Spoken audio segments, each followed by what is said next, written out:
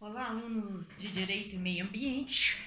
Conforme o prometido, vai o vídeo aí, mas já de antemão eu vou comunicando a vocês que não sei porque cargas d'água no nosso cronograma, né, no cronograma da disciplina, eu esqueci de colocar a próxima aula, que é dia 10/11, que é aula remota, né? É remota? Ah, bem, não sei. E é sobre. Nós vamos especificar mais zoneamento ambiental e também eu já vou despachar para vocês o último trabalho que vale 25 pontos, que é um trabalho sobre jurisprudências, mas todas as instruções serão dadas no dia 10.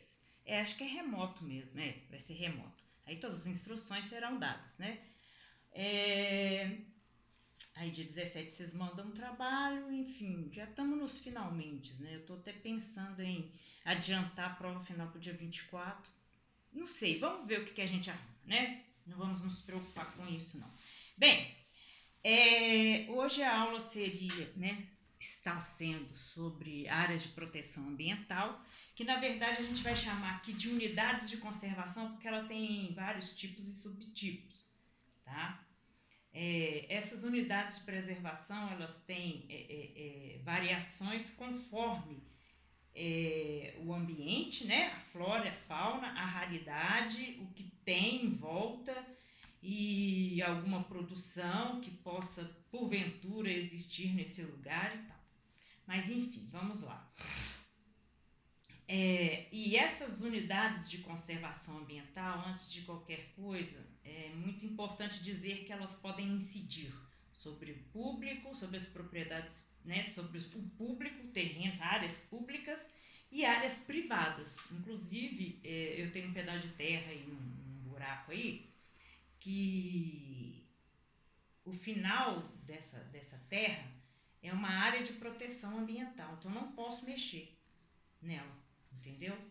Passa um riacho lá, essas coisas, tá? No primeiro momento nós vamos entender o que é reserva legal, né? Que é a generalidade dessas áreas, né? É como se fosse o conjunto maior. E depois tem os subtipos. As reservas legais são áreas localizadas, né, em lugar X e essas reservas, por suas características, muitas vezes ligadas à vegetação, solo e hidrografia, né, água, necessitam de ser protegidas para que o meio ambiente possa ou se recuperar, né, o entorno possa se recuperar, ou por própria preservação, visando aí a conservação da biodiversidade, tá? Essas unidades de conservação, elas podem ser criadas por lei ou até mesmo por decreto, que é um ato administrativo normal, né? Mas a sua alteração ou supressão somente poderá ser feita por lei. Então, para criar pode ser decreto ou lei, mas para extinguir, suprimir, é só por lei propriamente dita, tá? Bem, uma outra conceituação que a gente tem sobre essas unidades de conservação são os espaços territoriais e seus recursos ambientais especialmente protegidos, cuja alteração ou supressão serão permitidas só por força de lei. Okay? É o que eu acabei de dizer, para elas serem criadas por lei, por lei ou decreto, para serem extintas, né, só por lei propriamente dita. Isso está na Lei 9.985 de 2000, ok? O objetivo dessas áreas, como eu já disse, é proteger e preservar os ecossistemas em seus estados naturais, tá? Então vamos ver os tipos e subtipos. A gente tem o tipo 1, eu vou passar o material escrito para vocês, ok? Unidade de proteção integral, que está no artigo 8º da Lei 9985 de 2000, tá? Essas unidades de proteção integral são lugares em que é permitido apenas o uso indireto de seus recursos, salvo exceções tratadas na própria Lei 9.985, na 9985. né? Então, essas unidades de proteção integral, que estão no artigo 8º da Lei 9985 de 2000, elas recebem subtipos, elas têm subtipos, né? São subdivisões das unidades de proteção integral. Se é proteção integral, é apenas o uso indireto dos seus recursos, tá? Salvo exceções legais, tá?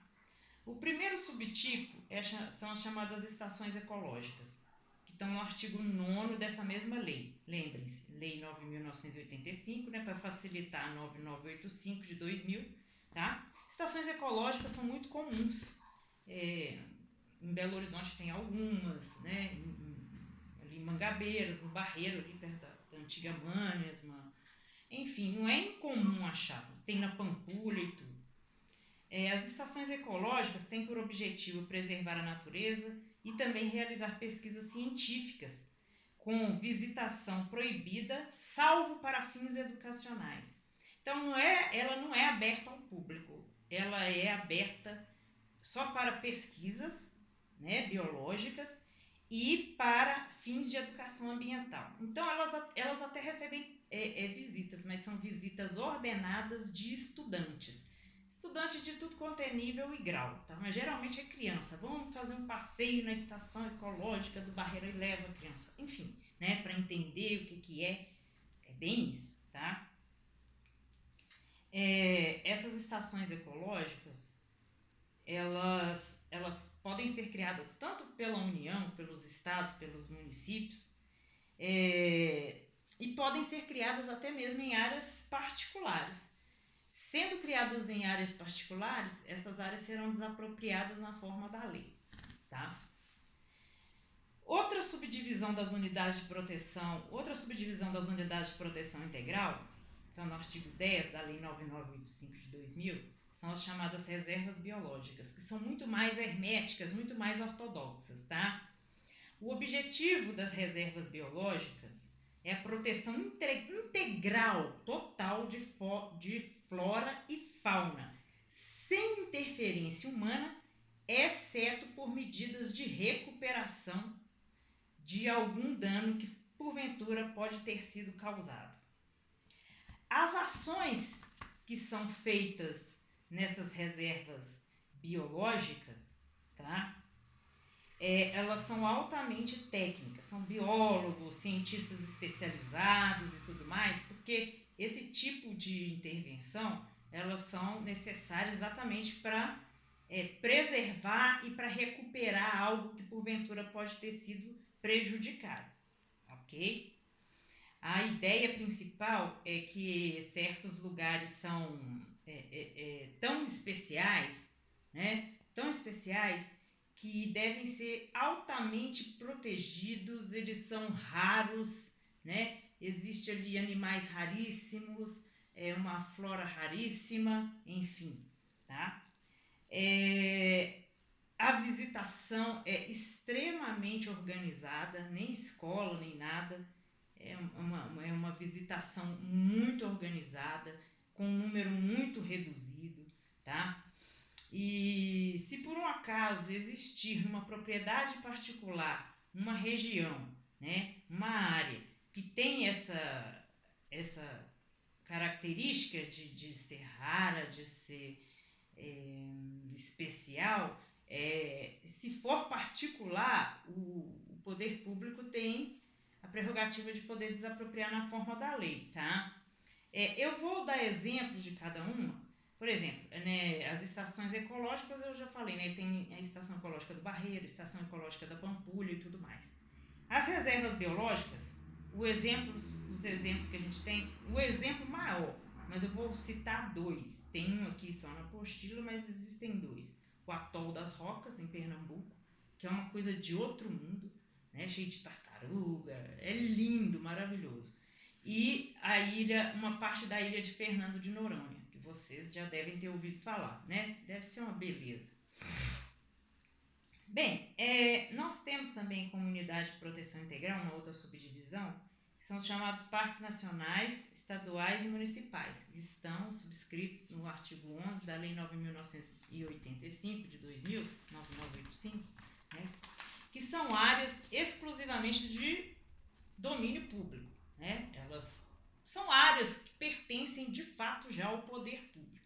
O objetivo delas é preservar os ecossistemas de grande relevância ecológica e beleza cênica, possibilitando a realização de pesquisas científicas e o desenvolvimento de atividades de educação e interpretação ambiental, de recreação. A recreação ela é permitida, tá? Em contato com a natureza, num turismo ecológico mais livre, ok? Então são áreas, por exemplo, algumas praias. Deixa eu lembrar uma praia que é um exemplo de essas reservas legais aqui de... Gente, eu preciso lembrar qual é uma praia famosa, esses parques nacionais. Tá, não é praia, vou lembrar aqui, é o Parque Nacional da Serra do Cipó, bem próximo de nós, né? É um parque nacional, ele já é mais aberto, né? Ele tem regramento, mas tem visitação, ele tem todo um esquema também para aqueles biotipos, né? A biodiversidade ser preservada. Bem, no artigo 12, vem outro subtipo aí. No artigo 12 da Lei 9985, nós temos chamados monumentos naturais, tá? Que é o seguinte, é preservar uma localidade rara. O que nós temos de especificação não é floresta. A gente vai colocar esses monumentos naturais mais relacionados a coisas mais raras de se encontrar, como, por exemplo, grutas e determinadas cachoeiras, né? São lugares muito raros, são singulares, têm uma beleza descomunal, né? Uma beleza cênica. Não há necessidade de desapropriação, porque esses lugares já são públicos, tá? A maioria, se são em lugares particulares, né? Se o proprietário cumprir as regras, pode continuar sendo particular. Caso contrário, ele será desapropriado, tá? Bem, esses monumentos naturais, eu vou também perto de nós. A cachoeira, não sei se vocês já ouviram falar na Cachoeira do Tabuleiro. Aquilo é um monumento natural, tá? É um exemplo de monumento natural. A Gruta de Maquiné, se não me engano, também é. Bem, nós temos o último subtipo das unidades totais de preservação, que é o refúgio de vida silvestre, que está no artigo 3 dessa mesma lei 9985. São ambientes naturais específicos para se preservar a fauna, a sua reprodução, né? E a flora e a sua reprodução também, tá? Principalmente se ela for uma área migratória para os animais, tá? Nós temos, agora eu vou lembrar a praia, não é Tambaba. Tambaba é uma praia de refúgio de vida silvestre, fica na Paraíba. Fica na Paraíba. Reprodução de tartarugas marinhas, algo no nível, tá? Os refúgios de vida silvestre são todos públicos, né? Tem aquele animal que reproduz, tal, não sei o que. A gente tem agora, né? Nós acabamos de ver as chamadas unidades de proteção integral e agora, né? Que tem essas subdivisões que eu falei. Agora nós vamos ver as unidades de uso sustentável. Ou seja, se é uso sustentável é porque tem uma utilização, mas é uma utilização que não prejudica, né? A ecologia do lugar. Então, as unidades de uso sustentável existem para compatibilizar a utilização de recursos, né, de forma sustentável,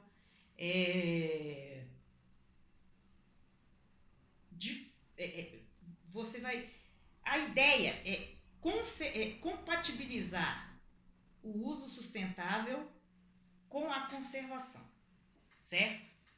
Dentro dessas unidades de uso sustentável, nós vamos ter algumas subdivisões, ok?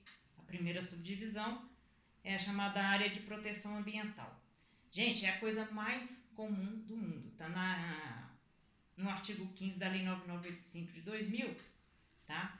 As áreas de proteção ambiental, elas são muito comuns, por quê? Pelas suas características de peculiaridade e de solo, hidrografia e vegetação bem preservada, não teve exploração, e para que não haja exploração de forma que a prejudique, se perfaz ali uma caracterização para que ela não seja explorada, tá? As chamadas APAs. São áreas, muitas vezes são extensas, outras não. Podem ser terras públicas, terras privadas, eu falei inclusive do meu terreno, né? Visa proteger a diversidade biológica e compatibilizando essa preservação com as atividades humanas. Então, por exemplo, tem a área de preservação lá na minha terrinha, né? Tem até, põe uma cerca lá e tal, aí passa um riacho embaixo e o outro riacho maior, passa um riacho mais embaixo e na frente passa outro riacho. Antes dessa cerquinha, a minha terrinha lá, eu posso fazer o que eu quiser, entendeu? Eu posso construir casa, enfim, desde que eu respeite as leis, né, e tudo mais. Mas nessa área de proteção ambiental, a única coisa que eu posso fazer é plantar. Eu posso plantar. Eu não posso construir nada ali. E nem explorar nada. Por exemplo, eu não posso pescar lá, levar o peixe, entendeu? Para casa. Então é muito comum as áreas de proteção ambiental, tá? E é muito comum, igual eu falei, dentro de propriedades privadas. Eu conheço várias ali na região da Serra do Cipó, mas muitas mesmo, de amigos meus, enfim. Nós temos a subdivisão da chamada área de relevante interesse ecológico, artigo 16 da mesma lei, que são áreas que são geralmente pequenas, com quase nenhuma ocupação humana ou nenhuma, dotadas de características naturais assim raras, de muita importância, regional, ou seja, ela é característica daquela região, não tem em outro lugar. E por causa disso elas abrigam, obviamente, espécies raras da fauna e da flora, tá? Então, o objetivo dela é proteger esse habitat e esse habitat natural de alguns animais raros que são ameaçados e podem ser também em terras públicas ou privadas. Deixa eu ver se eu lembro de alguma área de relevante interesse ecológico. Existe um pedaço do mangue de Alagoas, que eu fui perto da Praia do Francês, eu não sei se vocês já ouviram falar, que é uma área de relevante interesse ecológico por causa de um tipo de sei lá, caranguejo que tem lá e uma vegetação de manguezal muito rara também, tá? Para se tornar uma área de relevante interesse ecológico, o poder público, tá? Que vai determinar. Ele não trabalha também com desapropriação, mas é ele que determina, desde que ele verifique que a ocupação humana seja zero ou muito pouca, ok? O outro subtipo são as chamadas florestas nacionais, estaduais e municipais, o artigo 17 dessa 9985, eu acho que todo mundo já ouviu falar, né? Aí a gente vai estar falando de floresta, não é de mangue, não é de praia, não é de cachoeira, é de floresta especificamente. São áreas com cobertura florestal de espécies nativas. Não é floresta de eucalipto, aqui não tem eucalipto. O eucalipto não é natural do Brasil, ele veio exportado da Austrália.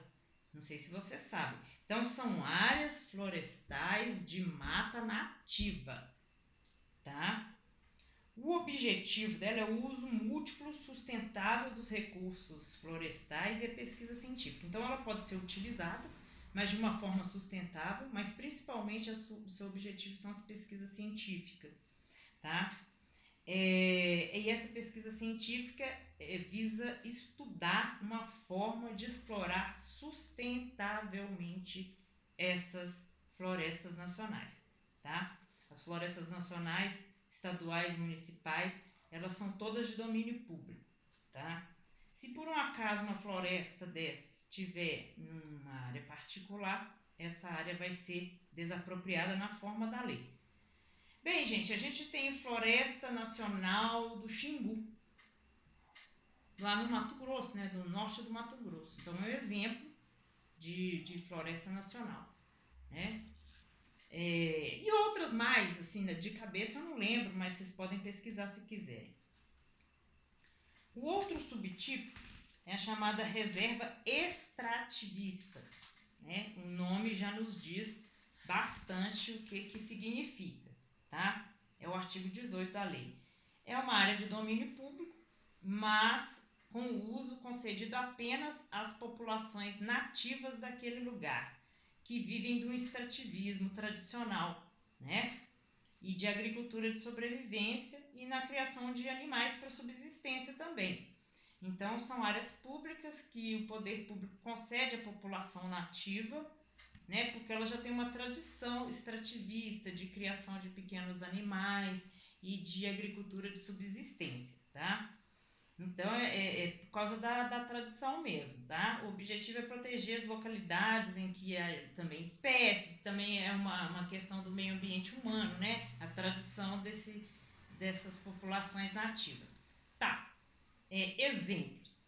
2 que eu conheço. A floresta no Acre, do extrativismo das seringueiras, tá? A reserva Chico Mendes, eu acho que chama, lá no Acre, porque o pessoal faz aquela extração ali, né, da seringueira há gerações. E não sei se vocês conhecem na Bahia a Praia de Caraíva.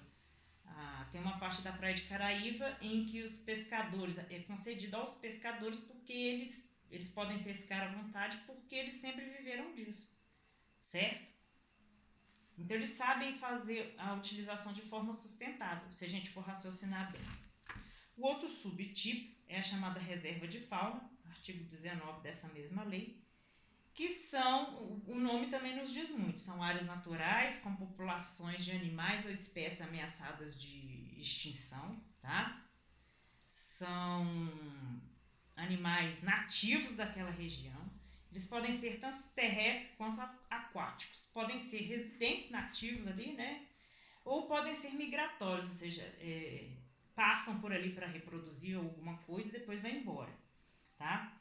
Essas áreas de reserva de fauna, elas são muito voltadas para estudo técnico-científico do manejo econômico sustentável dessa população animal, tá? Mas é aquele negócio, também é voltado muito para populações humanas nativas e que já passaram gerações e gerações ali, né? Questão de tradição e cultura do povo que ali sempre esteve, tá? Tem um caráter público. Por exemplo, as tribos de índio são exemplos, né? Desse tipo, né? Desse tipo de reserva. Por quê?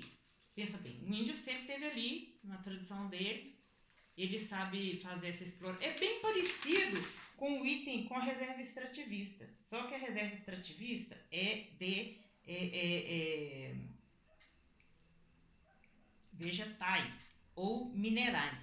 Então, o exemplo que eu dei aqui do Mar dos Pescadores seria mais relevante, seria corretamente aplicado a esse último tipo aqui, que é reserva de fauna, né? Como que a gente pode pescar essa espécie sem prejudicar a natureza? Então tem uma época certa, uma maneira certa e tal. Elas são sempre, geralmente elas são áreas públicas. Quando elas são particulares, elas são desapropriadas na forma da lei. Nós temos o penúltimo tipo, que são as reservas de desenvolvimento sustentável, que estão reserva de desenvolvimento sustentável, artigo 20, tá? Da lei 9985, de novo falo.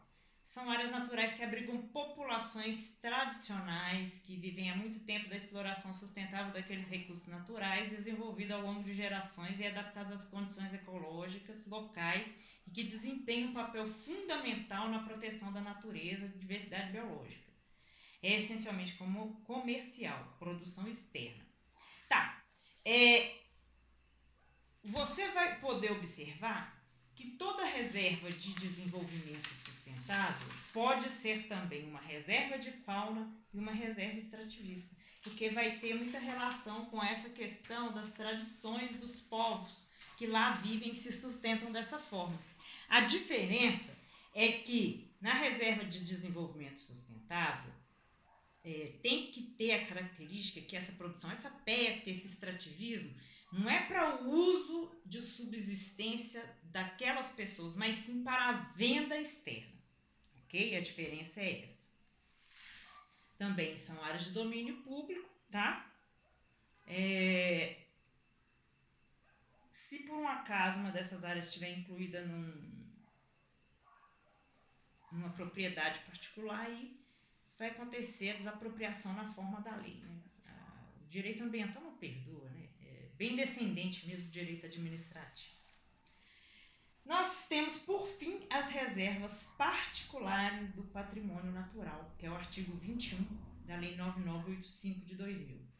São áreas privadas, então elas têm que ser privadas, ricas em diversidades biológicas, ou seja, né, deve ser deslumbrante, e que são gravadas com perpetuidade, permitindo somente a pesquisa científica e a visitação organizada, né, com objetivos educacionais, recreativos, turísticos, mais organizados. Tá?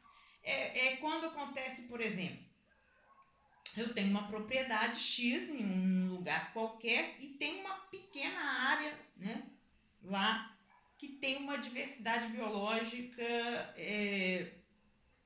divina, assim, excepcional.